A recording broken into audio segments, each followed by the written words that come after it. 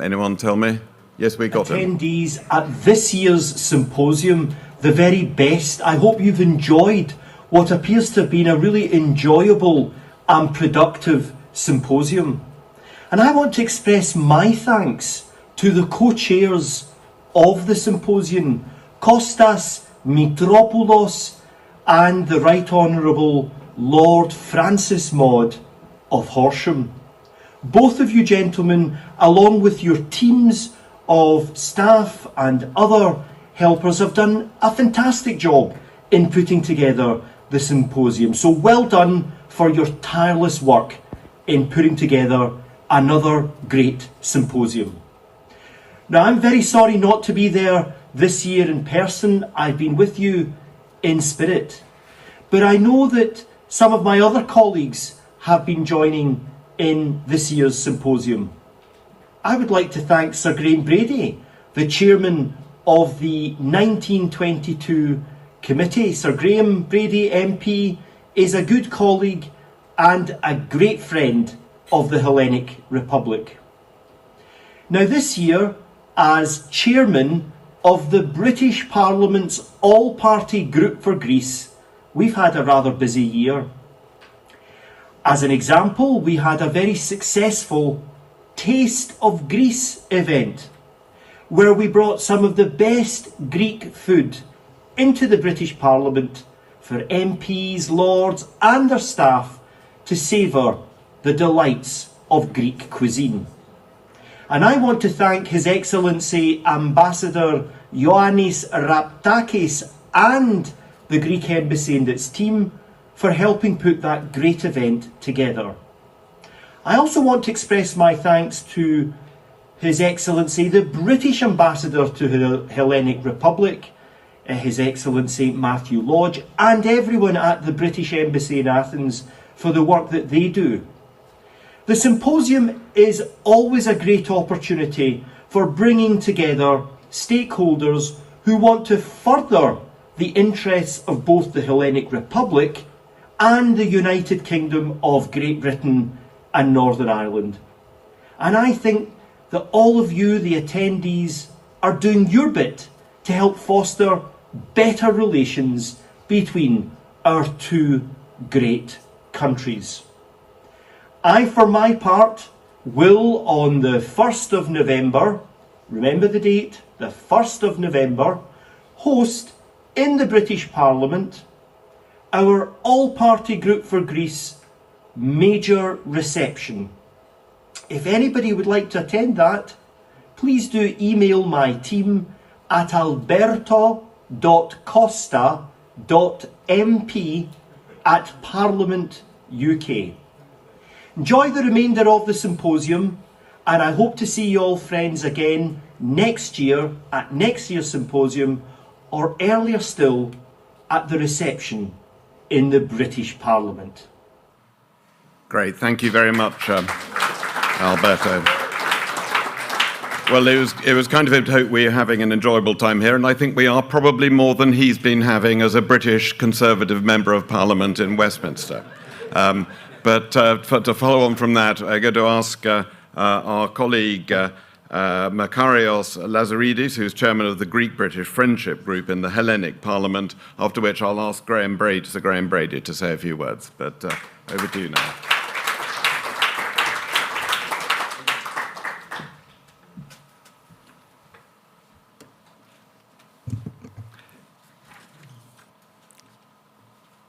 Thank you very much. Right Honourable Chairman Costa, Right Honourable Lord Maud of Horsham, ladies and gentlemen, friend Mr. Mitropoulos, esteemed guests. Let me begin by saying that as chairman of the all-party Greek-UK Parliamentary Friendship Group of the Hellenic Parliament, I'm honoured and delighted to be addressing you on the occasion of the 6th Greek-British Symposium. And also, let me express my sincere appreciation of the fact that this year I have the pleasure of attending the symposium in person. I'm sure most of you feel this way. Ladies and gentlemen, as the English say, translating a Chinese proverb, may you live in interesting times.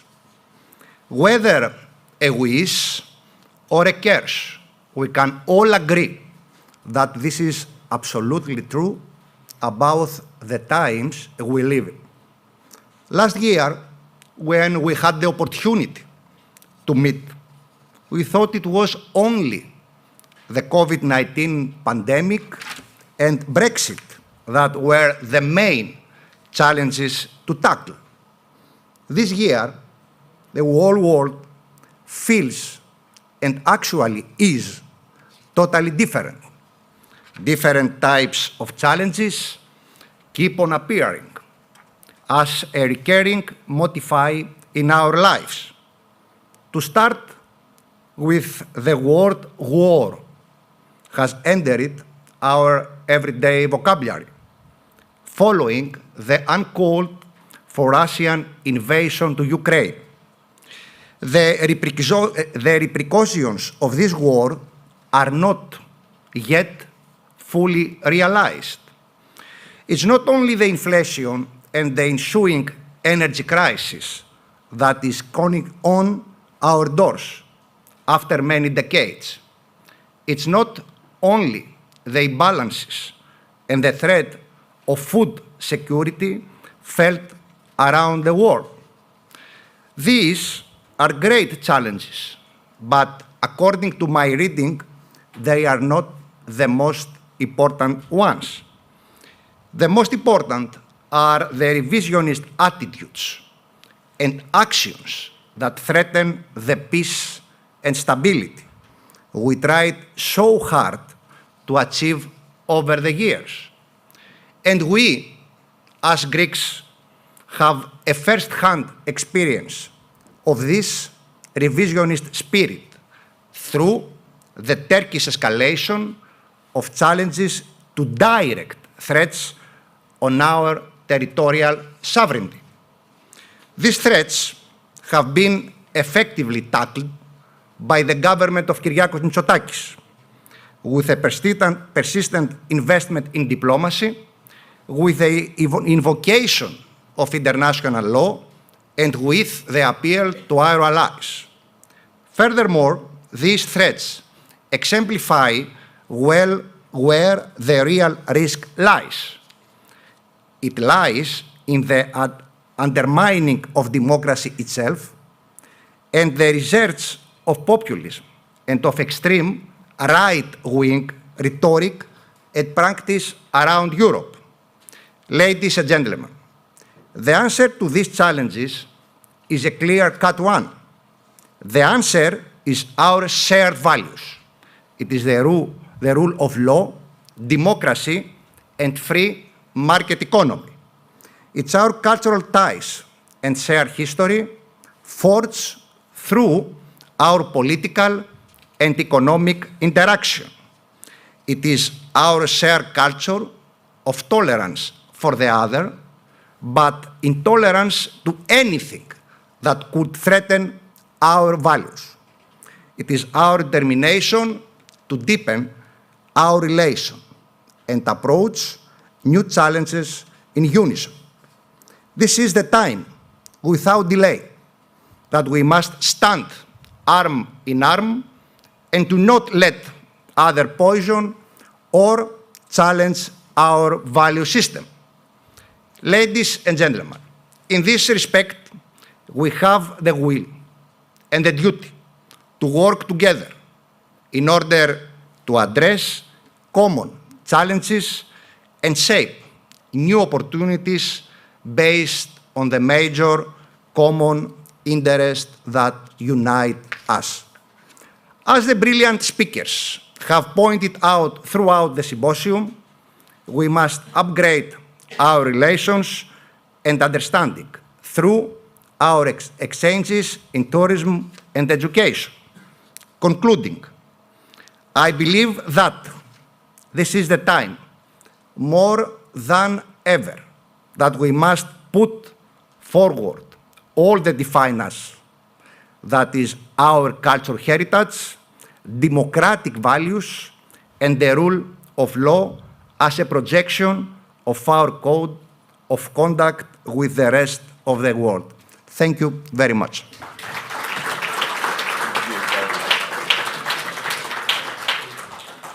Thank you so much for that. That was a very powerful statement, which we really appreciate hearing.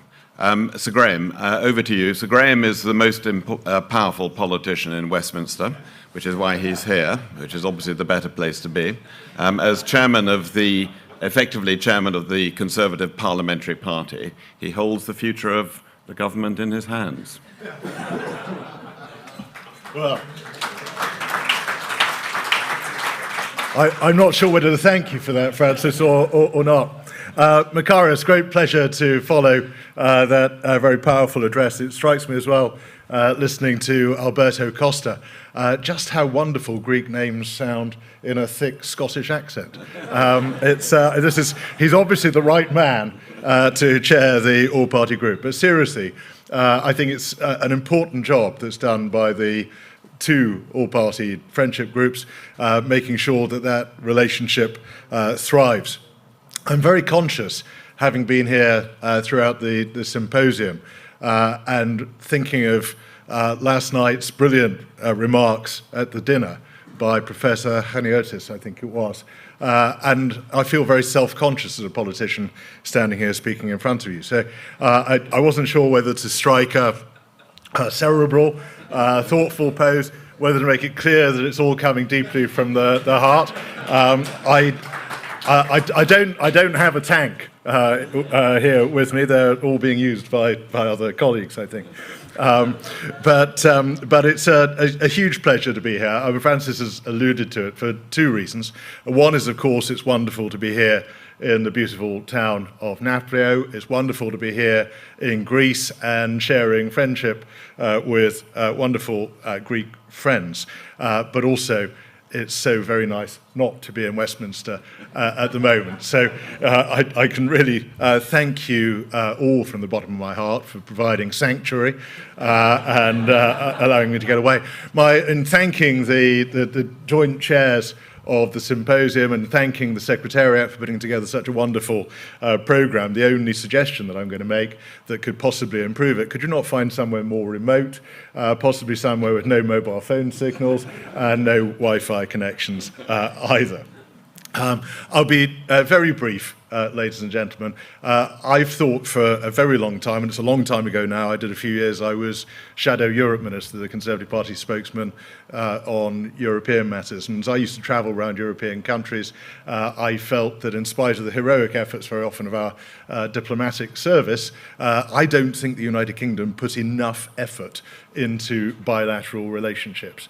Certainly didn't when we were members of the European Union, when actually other countries were exercising votes on what was going to be policy in our country, and we just didn't engage with the same vigour and depth as some other countries did.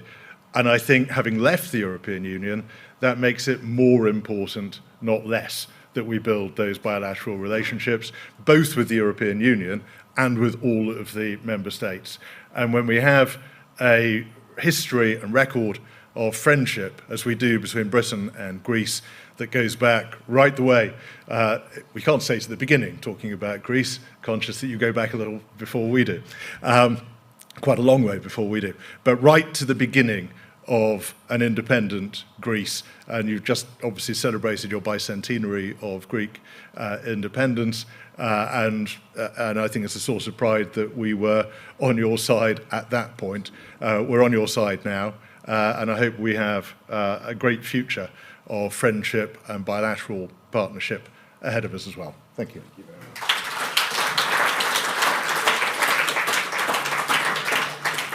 Graham, thank you so much for that. A great note to nearly end on. But the last word, as always on these occasions, is mine. So nobody can answer back. But and I'll be very quick because I know I'm the only thing standing between you all and lunch. And first of all, thanks, and thanks to our sponsors in particular, Laskaridis Foundation, Matrix, PeopleCert, our 5 supporting sponsors, Aegean and Catamarini, our partners. Huge thanks to my co-chair, Kostas, who's now a very dear friend, and to all members of the steering committee who give a lot of their time to help organize this and help make it all happen, to both ambassadors, both Matthew here and Ambassador Raptakis in London. A big thanks to the embassy staff in Athens who do a huge amount, particularly Maria Barlu. Thank you, Maria. Heroine as always. Big thanks to the British Council as well here in Athens, and especially to the Delphi Economic Forum, Simeon's team, who are marvellous and who make all this, make the trains run on time, more or less on time, and make everything happen. So thank you to all of those who have contributed to making all of this happen. So a quick word on the content of this symposium, which has been a bit different from how we normally have done these things. There's not been much geopolitics or macroeconomics, but we know that not that far from here there is a horrendous geopolitical drama unfolding, and closer to here, as Minister Various Siotis said yesterday, and Lazaridis has said just now, there are threatening utterances from Greece's nearest neighbour, a NATO ally, and I recommend my British colleagues to read the English transcript of the remarks which the ambassador and his team have circulated of what he said, because I think the minister said these are messages that we need to carry back to London. They're really important, and it's a serious issue. So we haven't really had that usual fare for gatherings of this kind. We've been focused much more on what you might call intangibles, tourism, education, culture, where there are very strong bilateral interests. And when you think what pulls all these things together, it's all about people, how people develop, what they know, what they create, and in the case of tourism, what they do for fun. And today we've had 2 panels which have been on themes, cross-cutting themes, and sustainability. I think it was Helena who said in the sustainability, she was counting how many times the word had been used, 84, I think you said, now 85. And biggest focus then on climate, and I think the message I took from all of that, I think I probably thought it already, but great to have it amplified. It's no good relying on governments to make all of this happen. This has to be, this is mostly about what people do and how people behave, and it has to be built into everything, and it has to be built in, and that emerged really through all the panels we had yesterday. A focus on sustainability has to run through what we do in tourism, what we do in education, what people know and understand and feel. It has to be in the blood and bone of everything that happens. And then the last panel on tech and innovation made me reflect that at the COP26 gathering in Glasgow last year, Al Gore, who'd been at every single one of the COP gatherings from the beginning, 26 years before, he said that he was supposed to have said that it was the best one there'd been, and when he was asked why, he said this was the one where the private sector turned up, the business world turned up big time. And reflecting in that last panel on innovation, it's innovation that's going to solve this. It's finding answers. It's, yes, behavior is going to be crucial, but it's people thinking of developing new things, new ideas, new ways of doing things that has to be built into everything. Because, as I say, the changes that are certainly needed will come much less from what governments ordain than from what how people behave and what they do. And a lot of that's about different expectations, a point I think Mike Bracken made in the last panel. How do bureaucracies change what they do? They are very much driven by different expectations and different demands made on governments. I'm currently carrying out a review on, I hasten to say, a pro bono basis for the UK government on civil service governance and accountability. I mean, it is the last stage of my post-government therapy, and I'm certainly done when this is completed. And, you know, there are deep-seated failings in the British civil service which have been identified over a very, very long period again and again and again. And nobody really disagrees that these are failings which need to be rectified. And talking to one of the most senior civil servants, conducting an interview for this review a week or two ago, I was told, Francis, I totally agree with you. You know, we really understand that these are things, but we don't know how to do it. And it just made the point that, you know, ministers sitting at the centre of government, which frankly I did when I was Minister for the Cabinet Office, saying something should happen doesn't make it happen. If people don't know how to do it, and so much of these changes that we're seeking to see in all of the areas we've been talking about are actually about culture and attitudes and behaviour. And a lot of it depends on people knowing things better, knowing more than they currently do. And one of the challenges we all have is that in today's world there is much more to know. There is much more science than there was when I was at school, multiple more science. So there's much more to know, much more for people to understand and get their heads around. So as we draw this to a close, I always go away from these events, and this is now our 6th, I think, isn't it? And I go away with more knowledge, more understanding, more ideas, because we all kind of glean ideas like magpies from the discussions. But more importantly, and most importantly, I go away with more and deeper friendships. And that's at the core of all of this. It's friendships not just for fun, although we do have fun, but to build those networks, those deep networks, built on a shared history, which will carry us forward into the future. So thank you all for coming. Thanks to all the panelists and the moderators who've contributed so much to make this a big success, and look forward to seeing you next year, wherever we happen to decide is the right place in the UK. But thank you all very much indeed.